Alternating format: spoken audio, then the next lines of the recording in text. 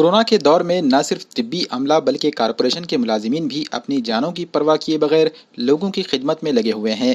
Corona متاثرہ علاقوں میں جا کر عوامی سہولیات پہنچانے کے لیے ہر طرح کے مسائل کا سامنا کرتے ہوئے یہ لوگ کام کر رہے ہیں۔ ایسے میں انہیں بھی کورونا بہادر کا خطاب دیا جانا ضروری سمجھا جا رہا ہے۔ اس کے لیے مختلف محکموں میں خدمات انجام دینے والے افراد کی خدمات کا اعتراف کرتے ہوئے مہاراشٹر پریٹ دھوبی سیوا منڈل ناندیڑ ضلع کی جانب سے انہیں کورونا بہادر کے اعزاز سے نوازا جا رہا ہے۔